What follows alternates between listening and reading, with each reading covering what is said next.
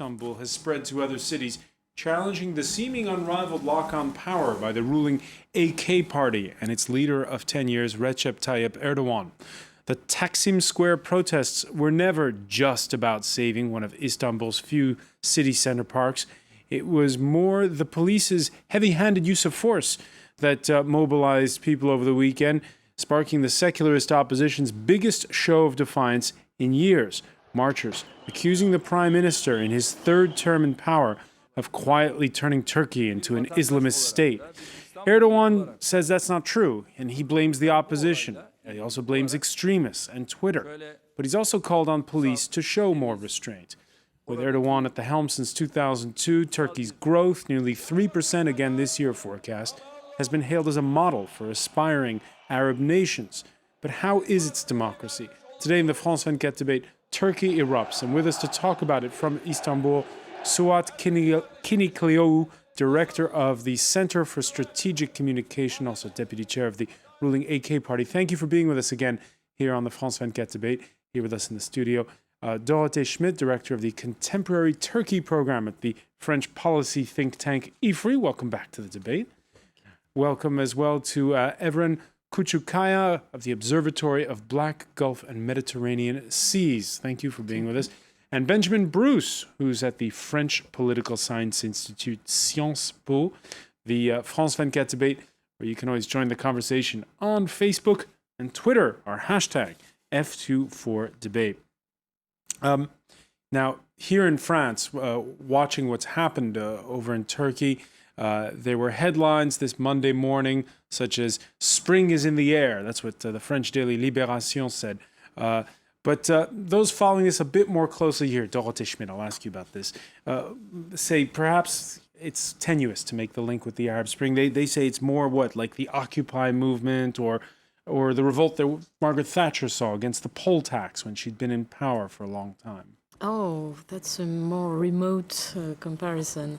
But now it is true that we hear very much this parallel with the Occupy Wall Street and the Arab Spring, and I think there are many differences. This is a very Turco-Turkish process going on. Turkey is a country that still has a decent economic growth, just as you mentioned. So it has nothing to do with the social protest linked to the misery as a result of the economic crisis in the West. It's also very different from the Arab Spring because in the end, Erdogan has been elected in a free and transparent process, and he's very legitimate as a leader, and he still has the support of half of the population. So it's more about the polarization of the extreme polarization of the Turkish people, probably. Turkey very much polarized these days. It seems more and more so the last couple of weeks, last couple of days rather, we've seen it.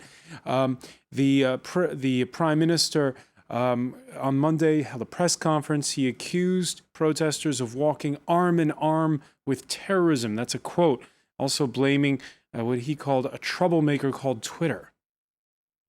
The opposition may have tricked them into rebelling. The extremists may have done that as well.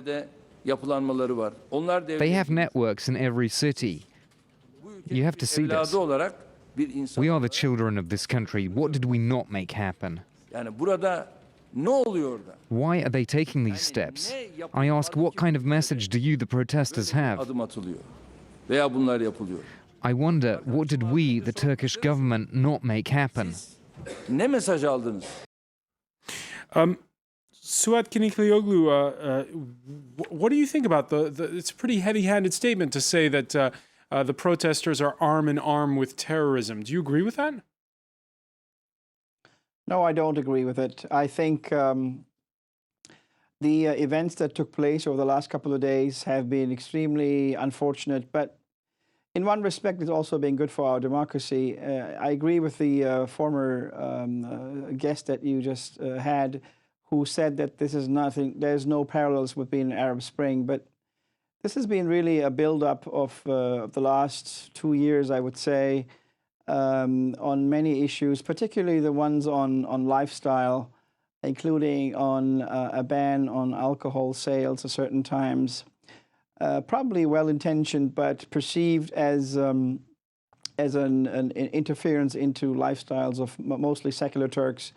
Many other issues over the last couple of months have accumulated, and I think the park protests, which is a legitimate protest in itself, I wouldn't underestimate the misery of many urban Turks have with the continuing cementization and construction projects that make life extremely much more difficult in Turkey than it used to be.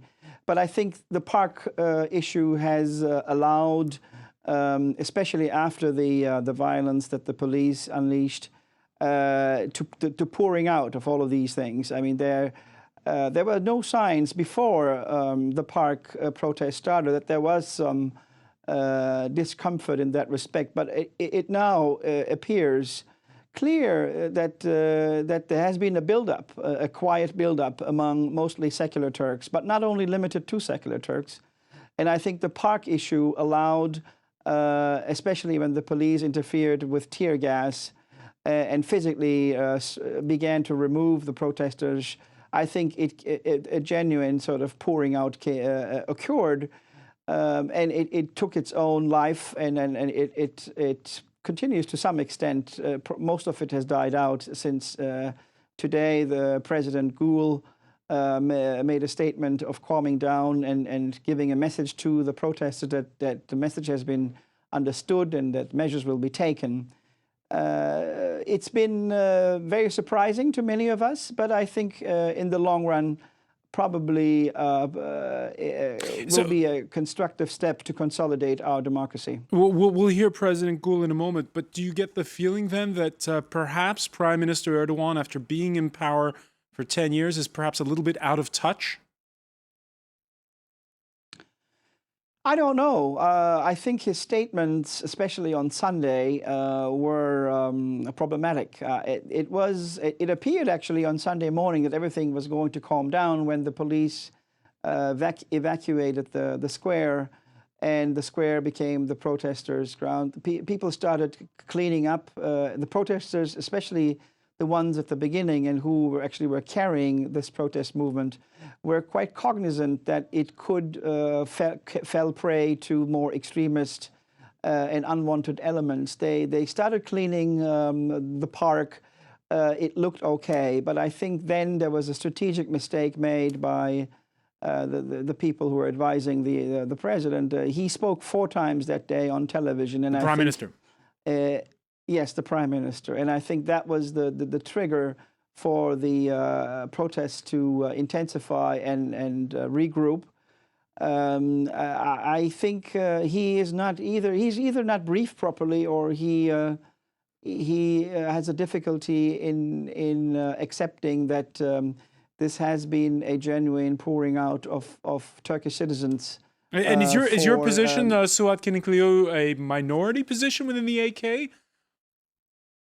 I think you have my title wrong. I'm no longer in the title that you have out there is wrong.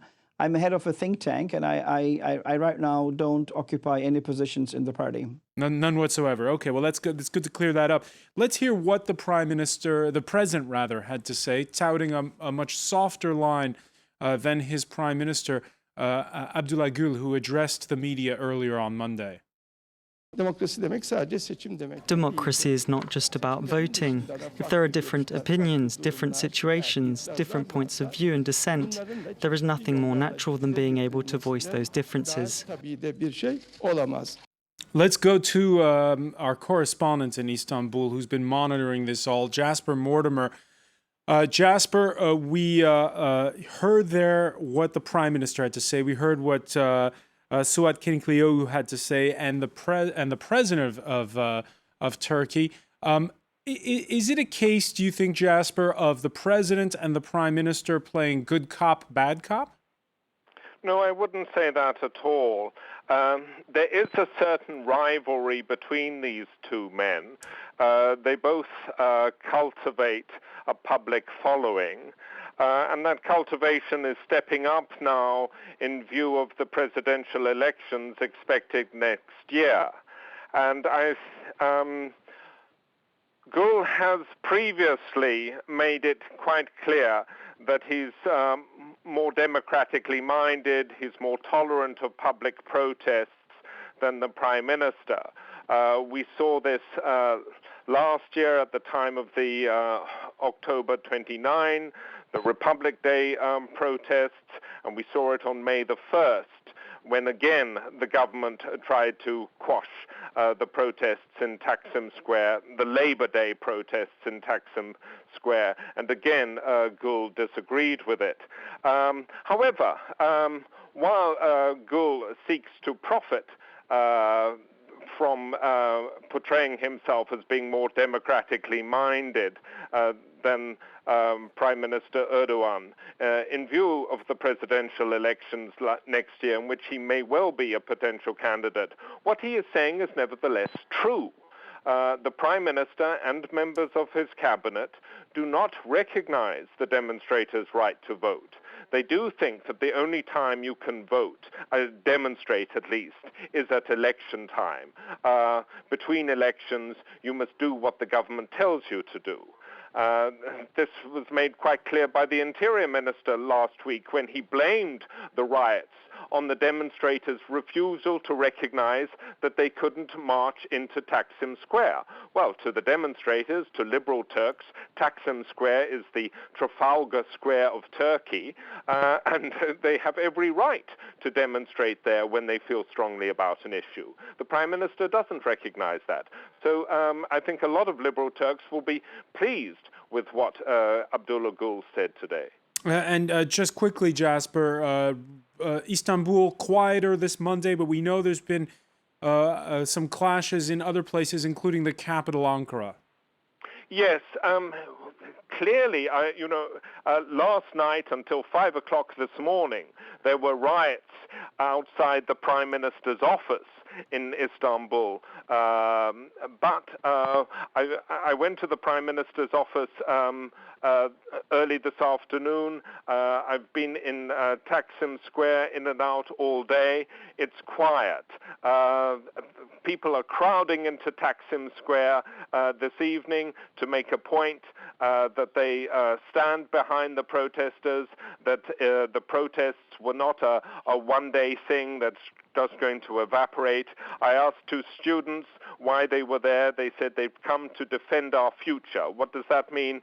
Secularity. They would like the Prime Minister to resign, but the main thing is they want their secular way of life. However, in Ankara, the police have interfered with protesters, and they've used tear gas in 3 parts of the city, including in the Middle East Technical University. They've raided the campus there. All right, Jasper Mortimer, thanks for that update from Istanbul, where as night falls, there have been a few clashes reported. We just saw a couple of images there from Istanbul. Evren, KÜÇÜKKAYA, the protests over the weekend, they didn't surprise you? No, they didn't surprise me because for a while we are waiting for this kind of protest, especially after interrupting people's lifestyle, forbidden alcohol from every place. That was a trigger. Yes, it was a real trigger for this kind of... And you agree with our correspondent that there really is a rift between the president and the prime minister over this?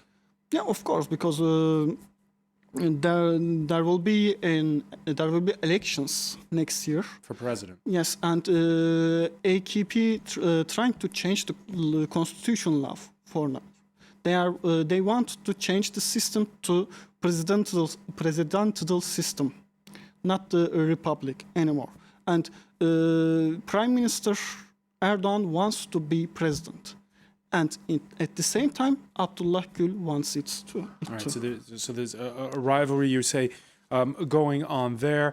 The president of Turkey saying over the weekend that he had a silent majority behind him. Well, that's no understatement. If you look at Turkey's electoral map, the AKP, which, by the way, has gone, the parts in yellow you see there are the ones that are districts where the Justice and Development Party, the AKP, has MPs. The AKP, which has gone from strength to strength this past decade.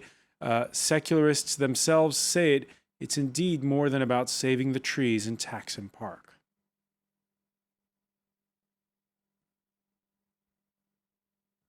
This is just an excuse. This is not the park that we are gathering around. This is the anger that we are feeling from the years, for the years. This is a symbol. The government is putting pressure on everything.